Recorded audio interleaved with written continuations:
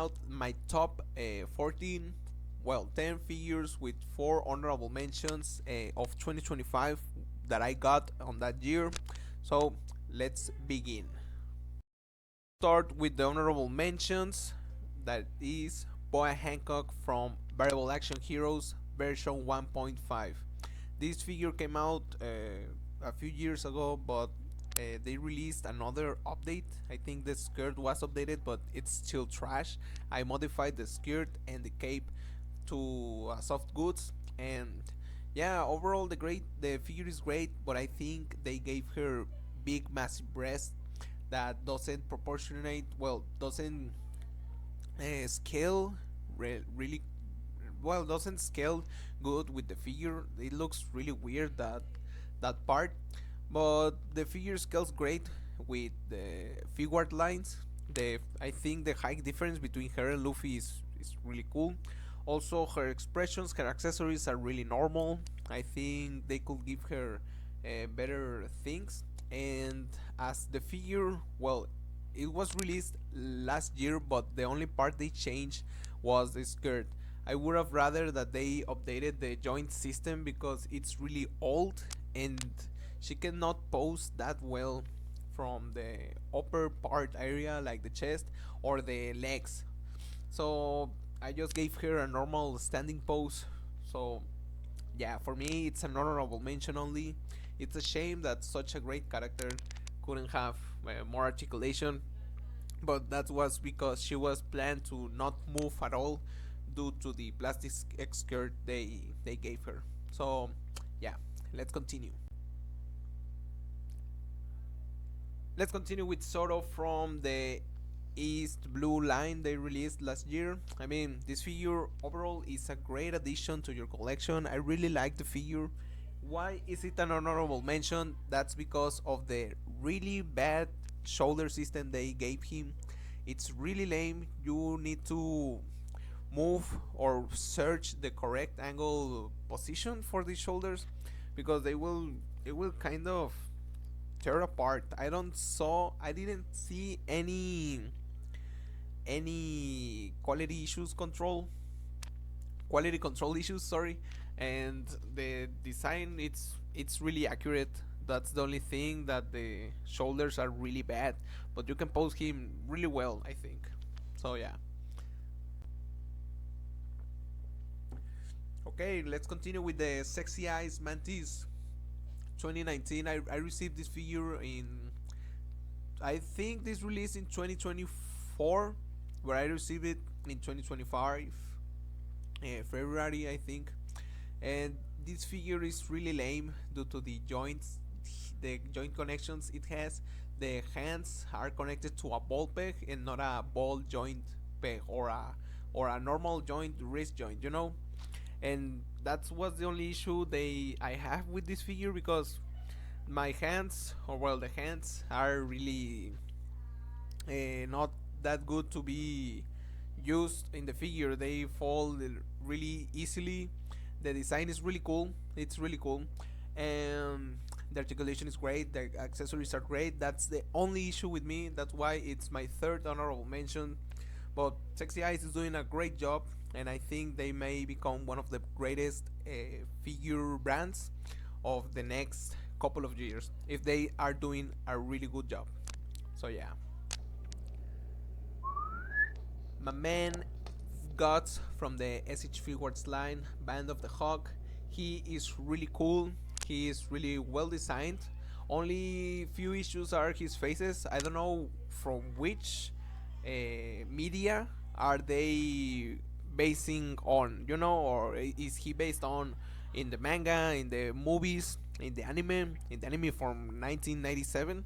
I don't know which reference is his face, but I think they did a like a mix of all those faces he has in all of the media has ever released. I don't know.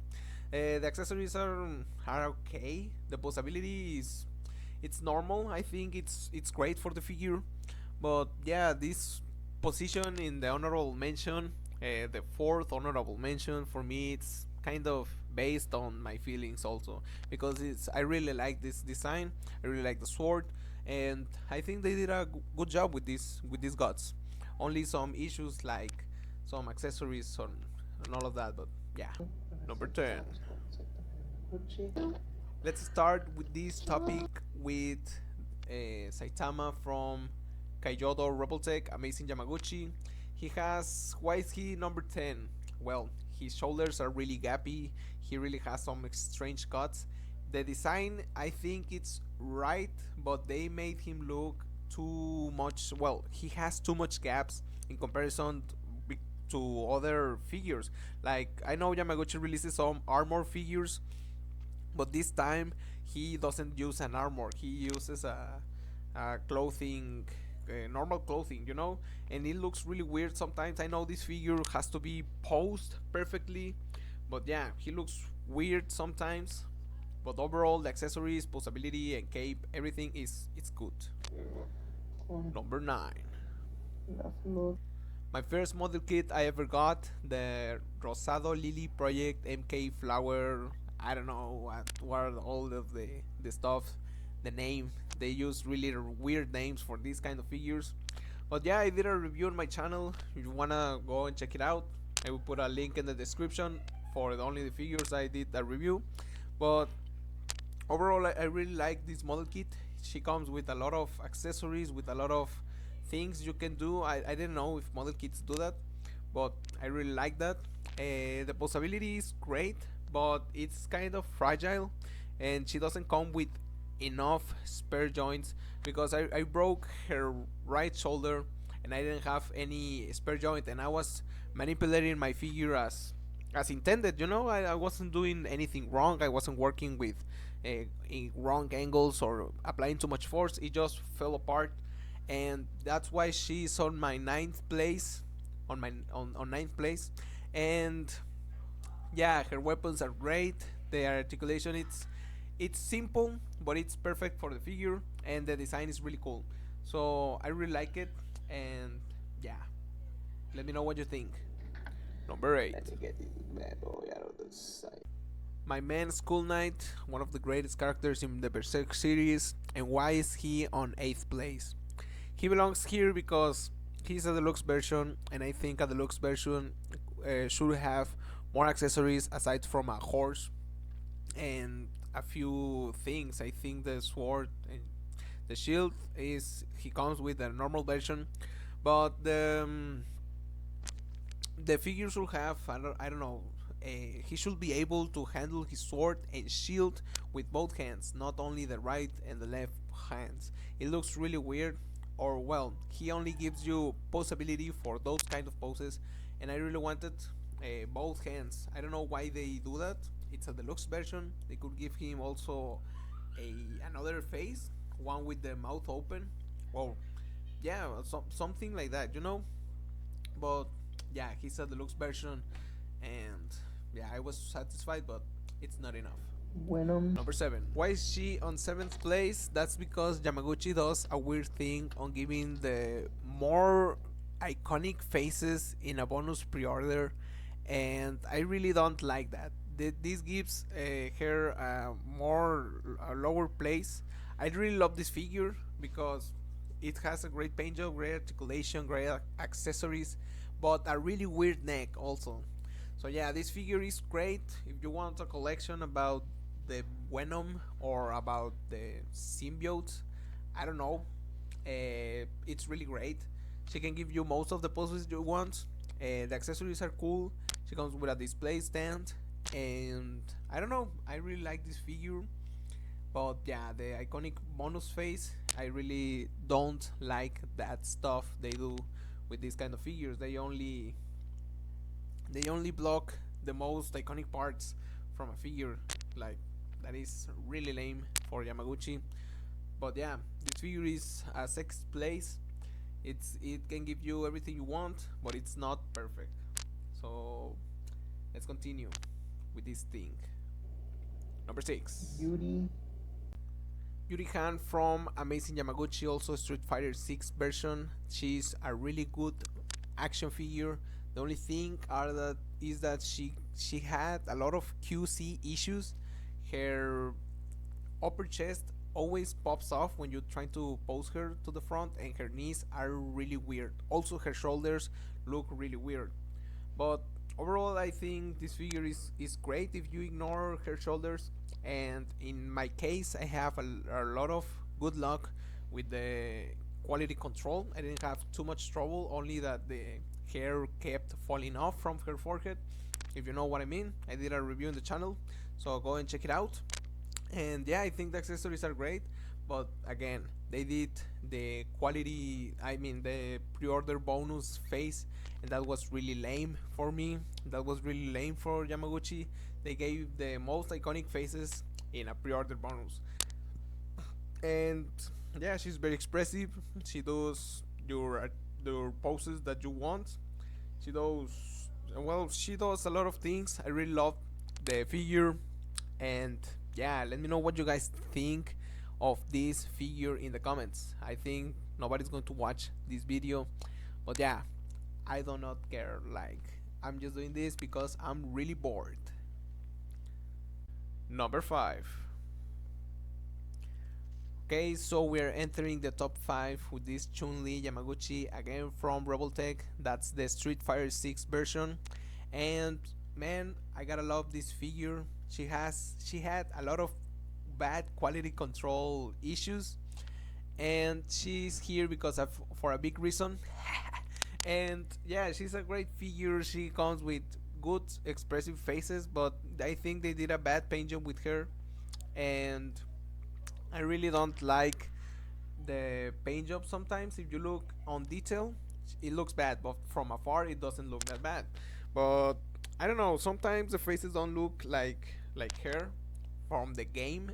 They really differ a lot from one another, but overall the figure is great.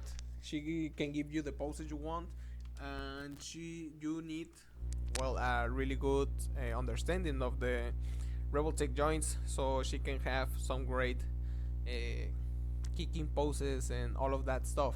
Again, there's a review on my channel. Go and make sure to check it out. And yeah, she's really great for a top 5. The only bad thing is the quality control that they had with this figure. So yeah, the figure is great, great paint job, great design. I really love it. You can do a lot of things, and maybe some soft goods skirt will be great, but you cannot have perfect things. And she has a really great butt, and I like that. So let's continue. Number 4, the Scarlet, the Nikkei, no, the strongest Nikkei, Scarlet from the game Nikkei. So yeah, the accessories for this figure is great, are really great. The posing, the articulation, everything overall is really cool. This figure, it's really easy to pose. Also, it's not that hard. And what are the bad points of this figure? Why is she on the 4th place? Well, I don't know. Maybe because of the shoulders she has. It's are like a Yamaguchi shoulders. It doesn't look wrong, but it's not that aesthetic to the figure. And the ab crunch, the ab articulation is really weird. It's like the, I don't know. It doesn't look quite good. The only thing is that her belt covers that part. So yeah, I mean, you can do great things with her. If you're a fan of the series, you should go for it. And yeah, I have a reviewing channel if you wanna go and check it out. So let's continue. Number 3, the superior neighbor, or the superior Spider-Man, I don't know which name you are using, from Mess Toys. Why is he in the 3rd place? He's a really great figure.